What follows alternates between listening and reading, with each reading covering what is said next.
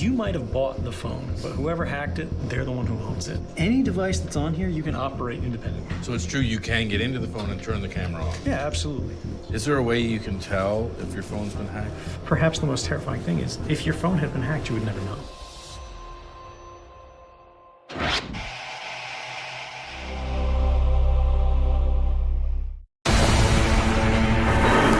This week on Vice, the inside story of America's surveillance program. I'm going to be detaching the camera, the devices that you paid for, watch you on our behalf. It seems like technology allows almost anyone to spy on almost anyone. Even if you trust the government today, what happens when it changes? When eventually we get an individual who says, you know what, let's flip that switch.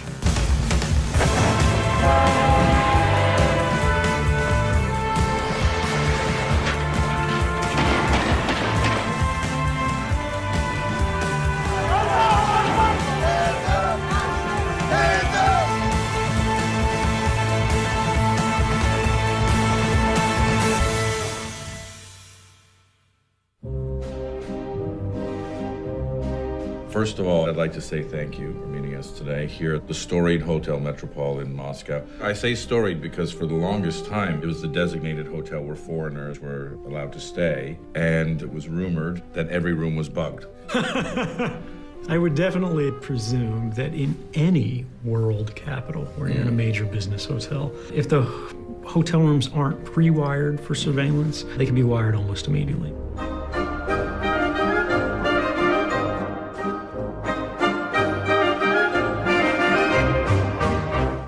For the last 3 years, a controversy has raged about the U.S. government's surveillance of its own people. The terrorist attack last December in San Bernardino, California, brought this debate to a tipping point.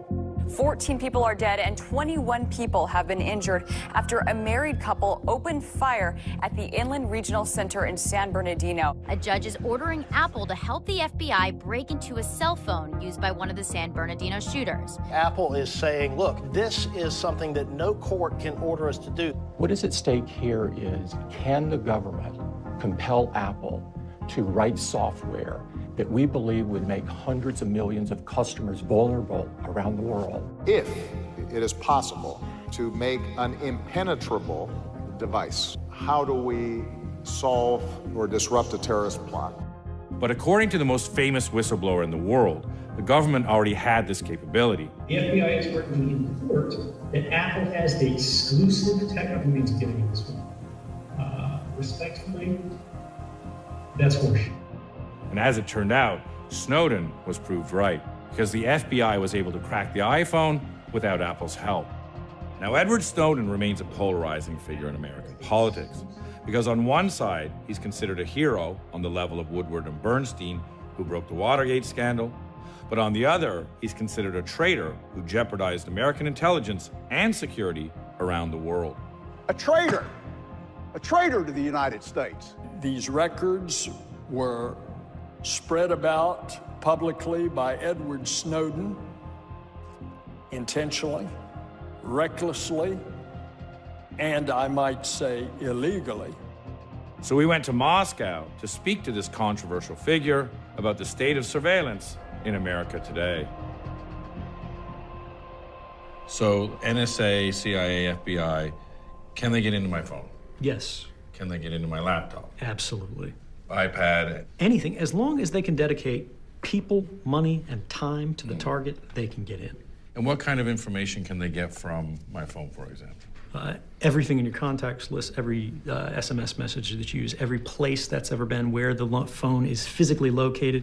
Even if you've got GPS disabled because they can see which wireless access points are near you, every part of a private life today is found on someone's phone. We used to say a man's home is his castle. Today, a man's phone is his castle. My question to you is, why don't more people care? Because we've gone from Cold War, pre-9/11, to effectively a police state that's watching your every move, and everyone went, why? Part of it is the fact that it happened invisibly. If a politician had said, we want to watch everybody in the country, people would have been up in arms about it. In the wake of September 11th, the Vice President of the United States, Dick Cheney, and his personal lawyer, David Addington, conspired with a number of top-level officials in the NSA and other agencies to change not only what they considered to be the legal restraints, but actually the culture of surveillance in the intelligence community. They moved from the exceptional surveillance to the surveillance of everyone. Technology has changed. Instead of sending people to follow you, we use the devices that you paid for, the services and the systems that surround you invisibly every day to watch you on our behalf. Metadata is the fact that a communication occurred. So I called you. You called me, when you called me, where you called me from. This information is the same thing that's produced when a private investigator follows you around all day. They can't sit close enough to you in every cafe to hear every word you're saying, but they can be close enough to know when you left your house, what the license plate of the car you were driving with, where you went, who you sat with, how long you were there, when you left, where you went after that. That's metadata. Now, all of this metadata, it turns out, is actually remarkably easy to get at. In fact, you don't even have to hack the phone at all. All you need is technology that is readily available, called an IMSI catcher, that can intercept your phone's metadata remotely. Every phone has what's called an IMSI, which is actually for the SIM card. That's your subscriber information, what your name is, what your phone number is. All of our devices, as they travel throughout the day, are constantly broadcasting in sort of this radio orchestra. IMSI catchers masquerade as the legitimate cell phone tower. So when you're saying, hey, cell phone tower, can you hear me?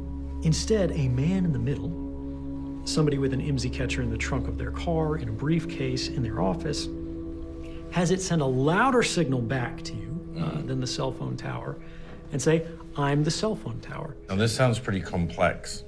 How hard is it to make or buy an IMSI catcher? It's incredibly easy. You buy these things off the shelf. Every police department in the United States seems to be buying these things nowadays. Now, the use of IMSI catchers by police recently caused international headlines when a newspaper in Norway attempted to track the amount of IMSI catchers in Oslo and actually found so many that they questioned if their tracker was working properly.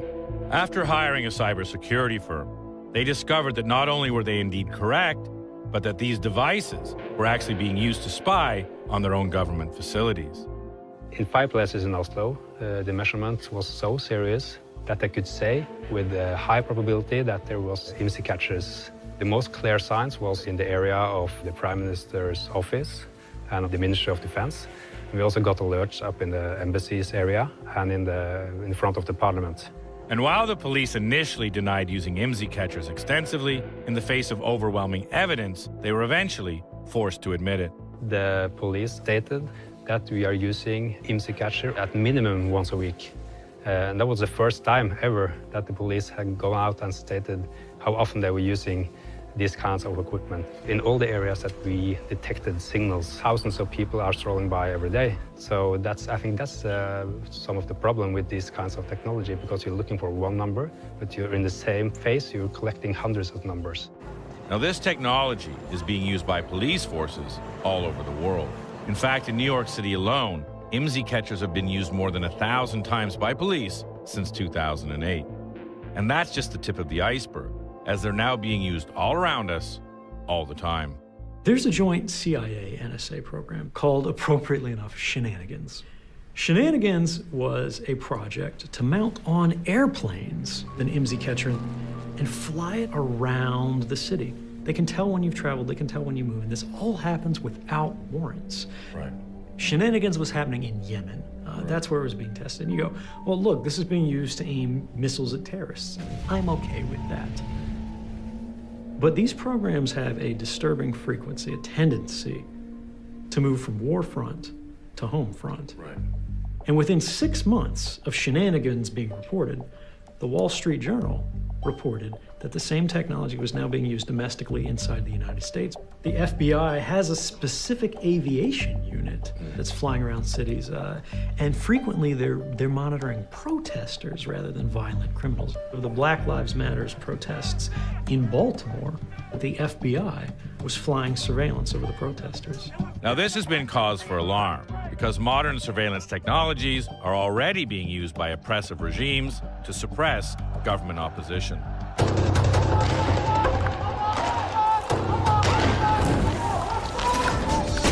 Since 2011, Bahrain has witnessed some of the largest protests in its history. There are thousands of protesters taking to the streets who are demanding more democratic reforms and a change in regime.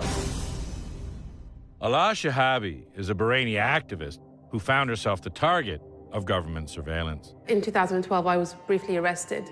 Immediately after I was released, I received a string of 4 or 5 emails that were very suspicious to me. I suspected that this was a cyber attack, so I immediately sent the suspicious emails to my colleague Morgan at Citizen Lab. It actually turned out that this spyware was produced and operated by a British-German company called Finfisher. This is a company that specializes in producing hacking software, and it claims that it sells them to government regimes. So that immediately fitted with my suspicion that this was the Bahraini regime. The spyware is capable of switching your microphone on, your camera. It's capable of logging every single thing that you type.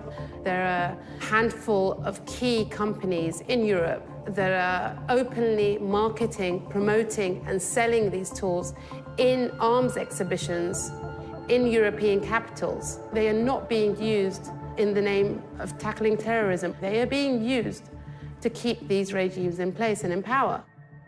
Now, to see exactly what type of information a hacked phone can yield, we contacted the same hacker who uncovered the Bahraini scandal and asked him to hack one of our own reporters, using the same type of software that targeted Alaa Shahabi's.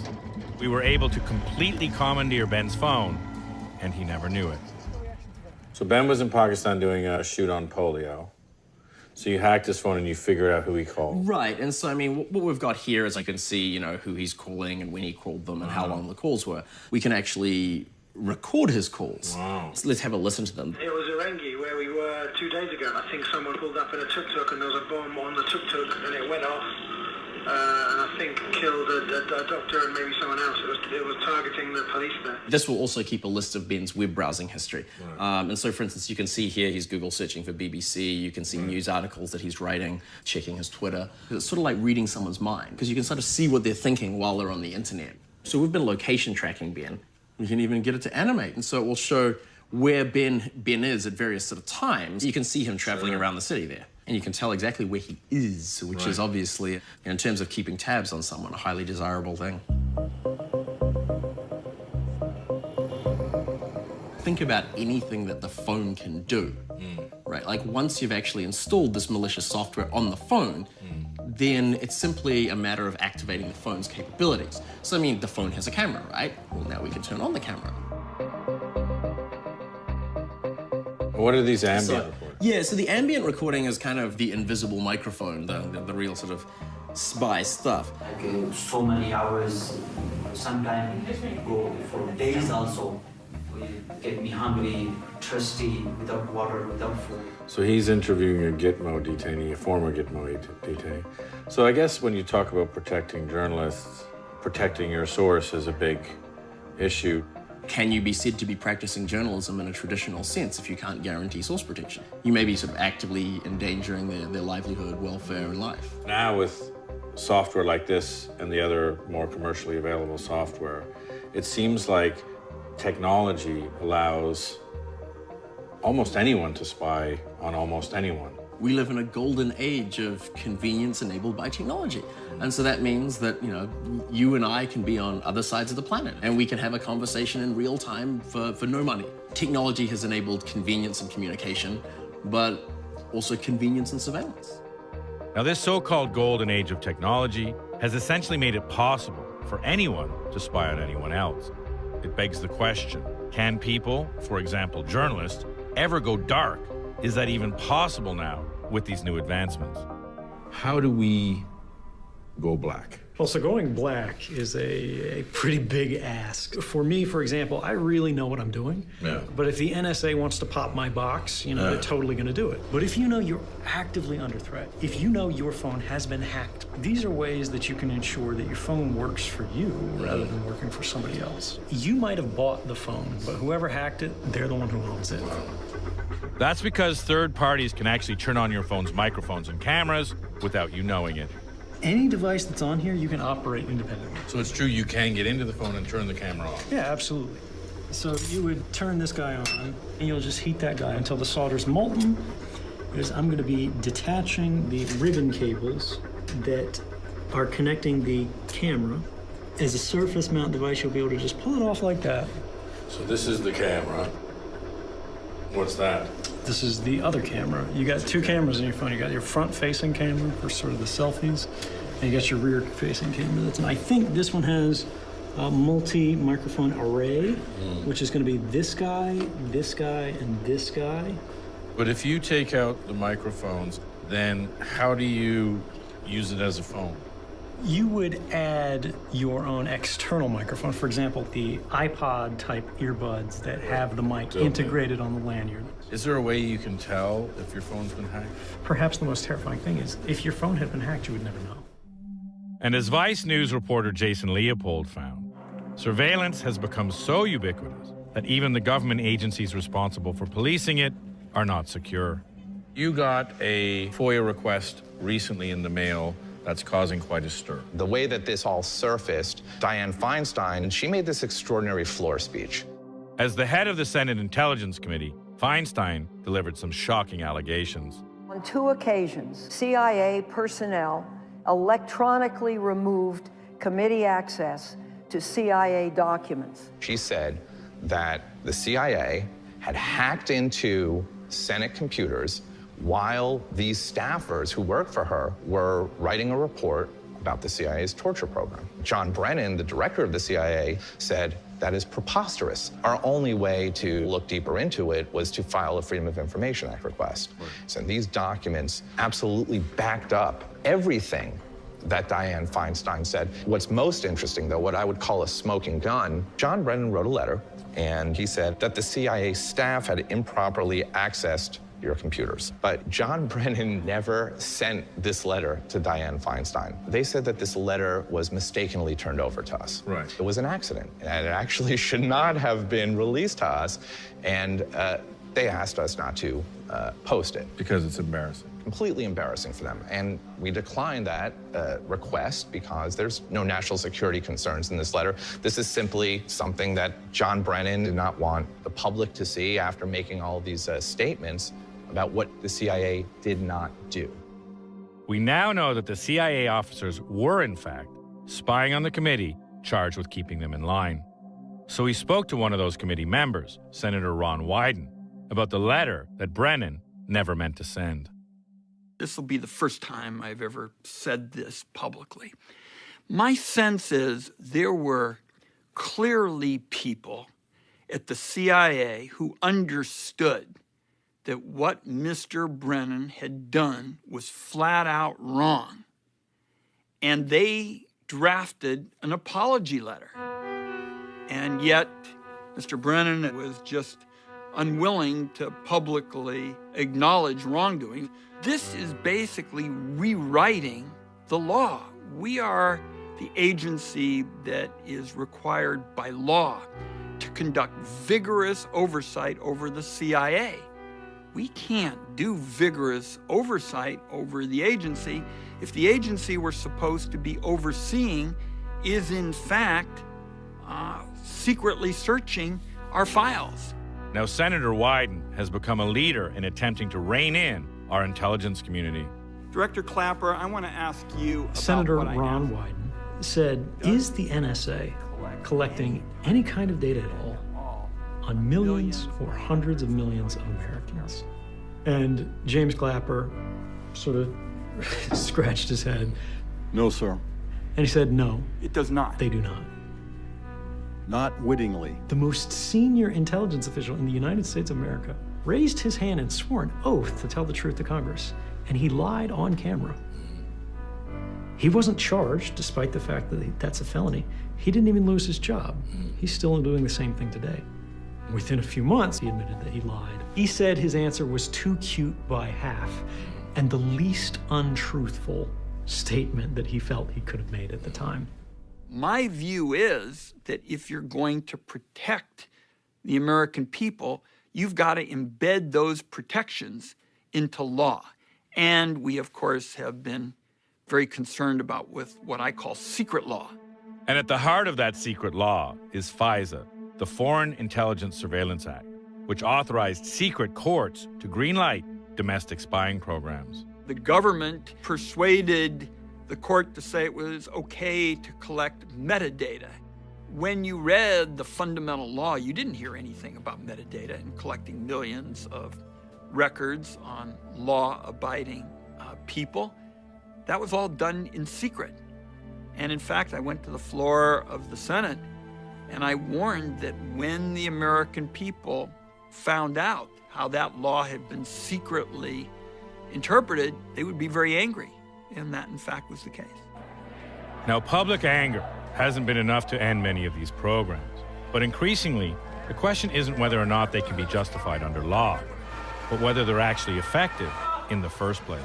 Recently, there were attacks in Paris. What happens when you have a terrorist attack like that within security agencies, the NSA, for example?